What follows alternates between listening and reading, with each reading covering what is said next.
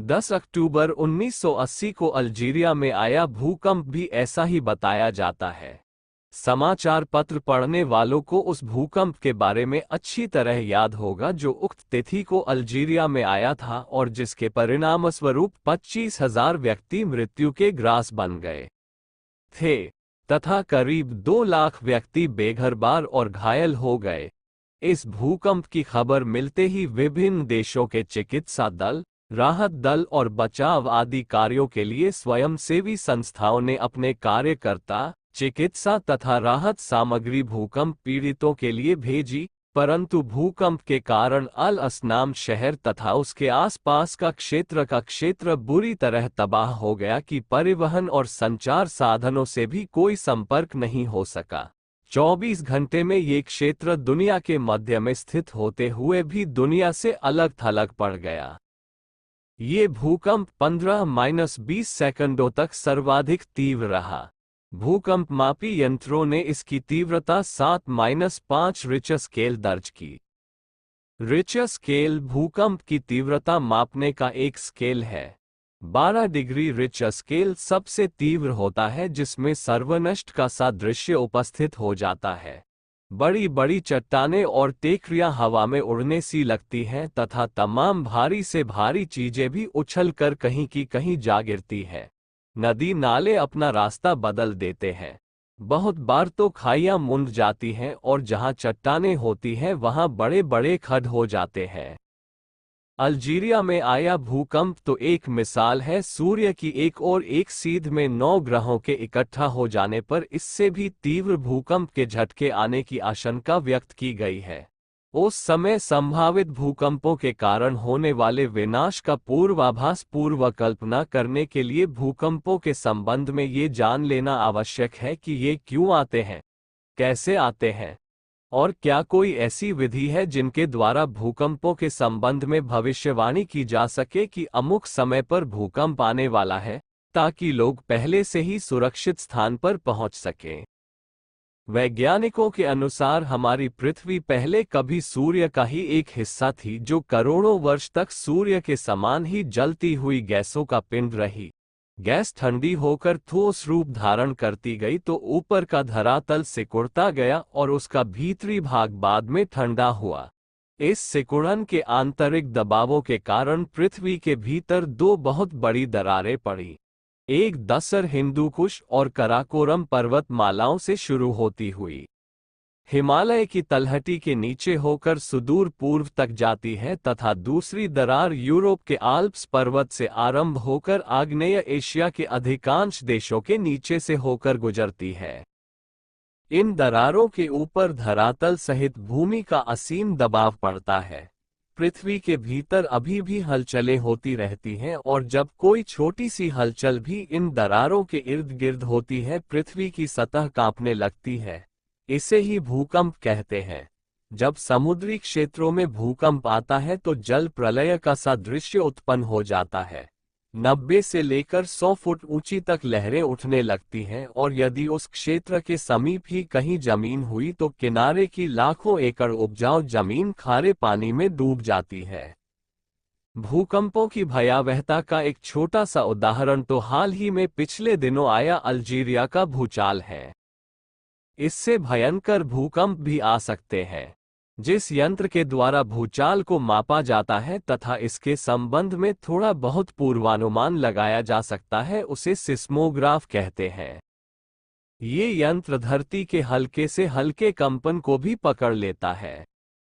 इसकी सूक्ष्मग्राह्यता इतनी पैनी है कि भारत, चीन या जापान में कहीं अणु विस्फोट किया जाए तो उससे होने वाले कंपन को अमेरिका में नोट किया जा सकता है और बताया जा सकता है कि अमुक स्थान पर अणु विस्फोट हुआ।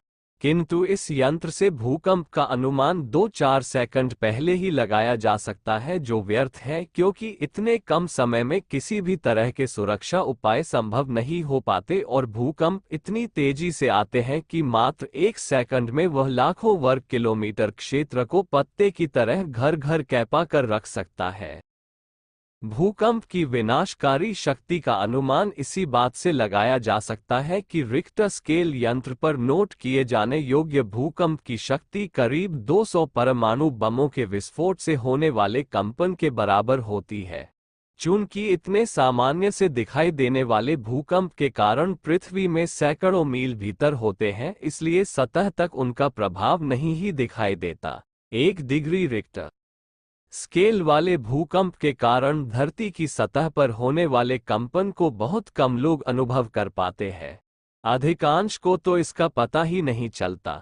सामान्य भूकंप की शक्ति का अनुमान इस बात से लगाया जा सकता है कि उतनी शक्ति द्वारा 30 किलोमीटर व्यास वाले करीब 1200 मीटर ऊंचे पर्वत को 3.5 किलोमीटर ऊंचाई तक आसानी से उठाया जा सकता है।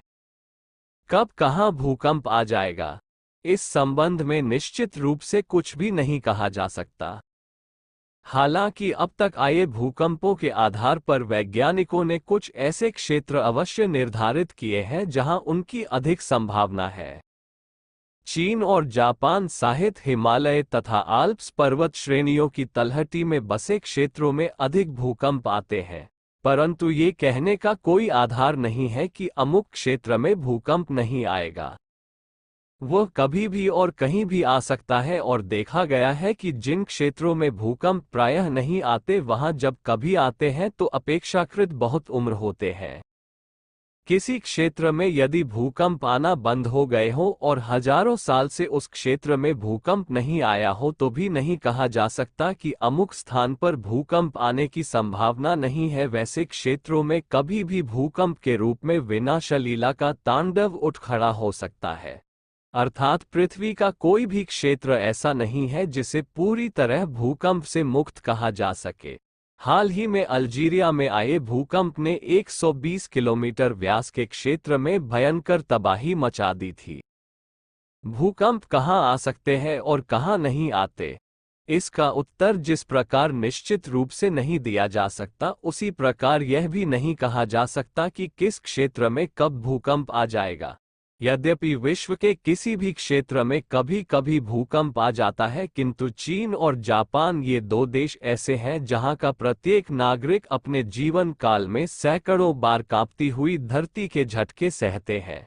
सबसे अधिक भूकंप इन्हीं क्षेत्रों में आने के कारण वहां के वैज्ञानिकों ने भूकंप का पूर्वानुमान लगाने के लिए कोई कारगर विधि खोजने के अथक प्रयास किए, परंतु उन्हें कोई विशेष सफलता नहीं मिली।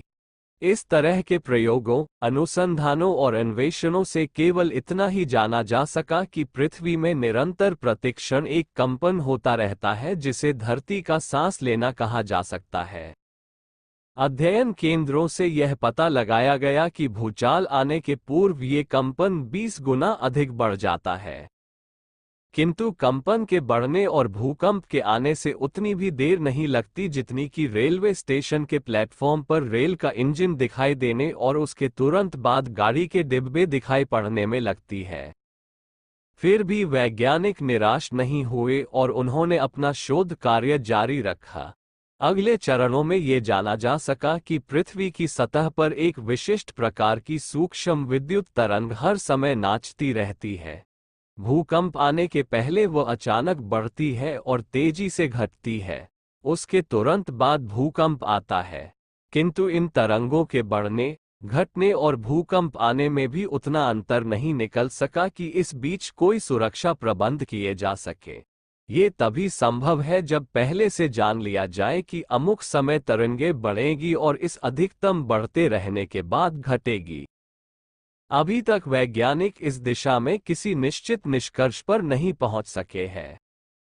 अलबत्ता कुछ जीव जंतुओं के व्यवहार को देखकर यह अनुमान अवश्य लगाया जा सका है कि उन्हें विद्युत तरंगों के बढ़ने और घटने का ज्ञान पर्याप्त समय रहते हो जाता है तथा वे अपना बचाव करने के लिए इधर उधर भागने लगते हैं।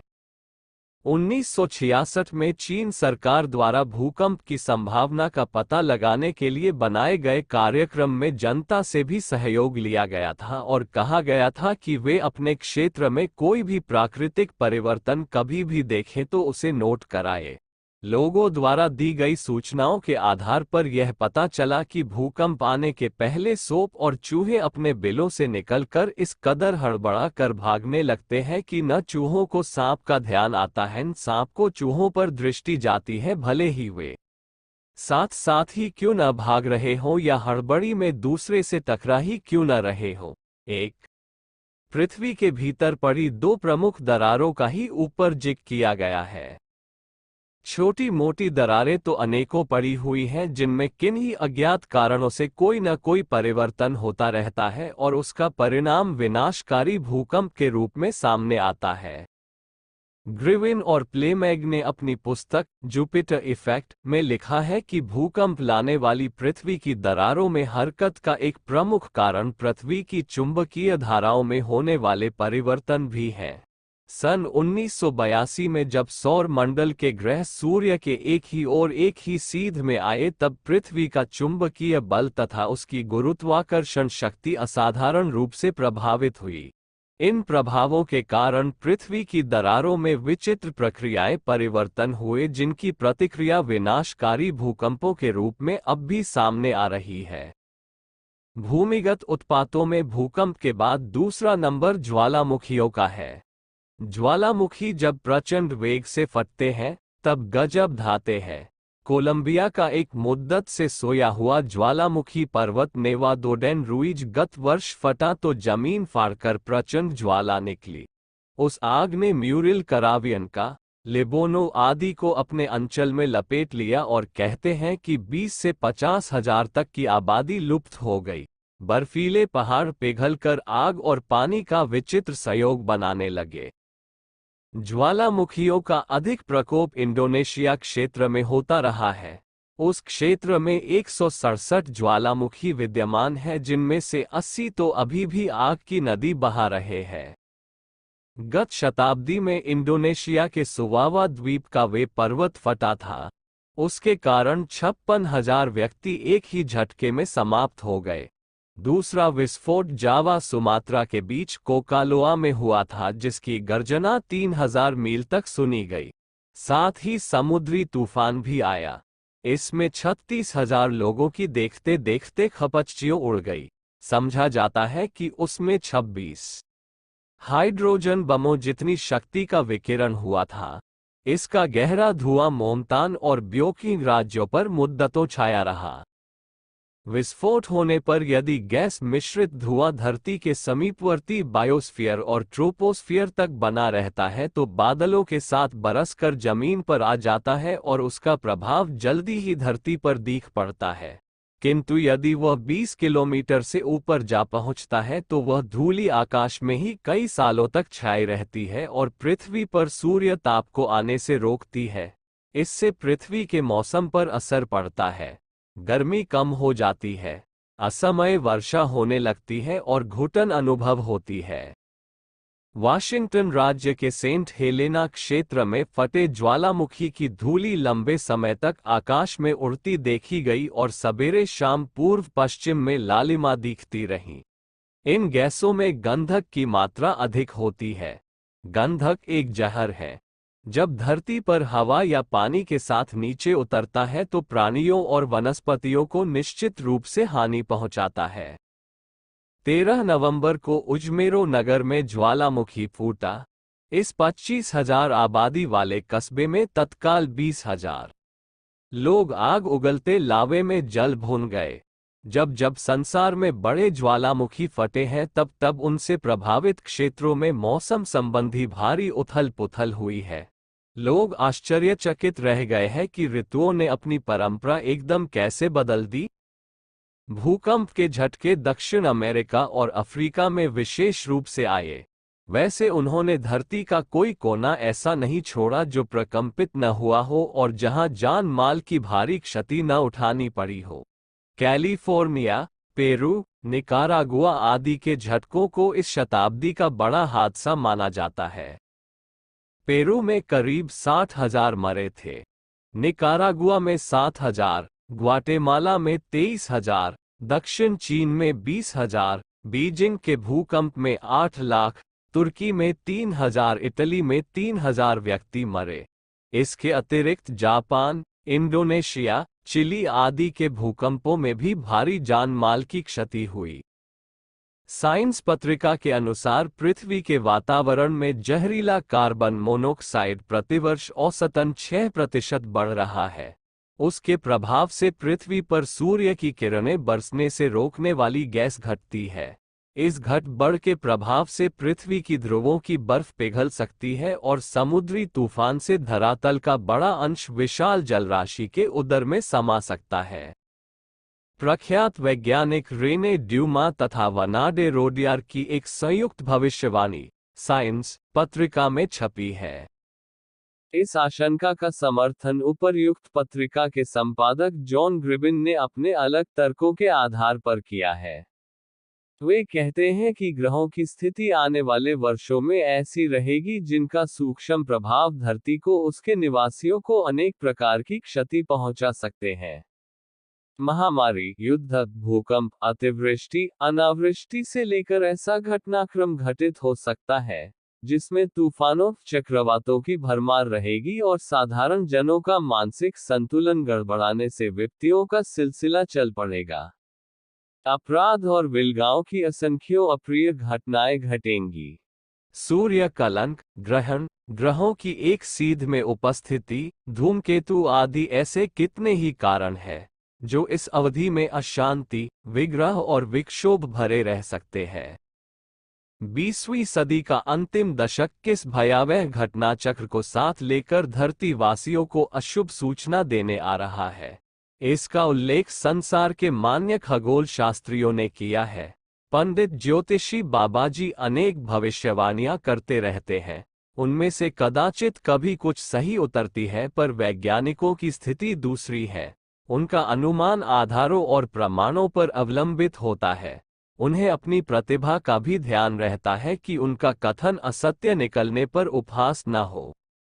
अमेरिकी पत्रिका डेनोविया ने भी ऐसी ही आशंका प्रकट की है कि 20वीं सदी का अंत असुखकर और अप्रिय घटनाओं से घिरा रहेगा।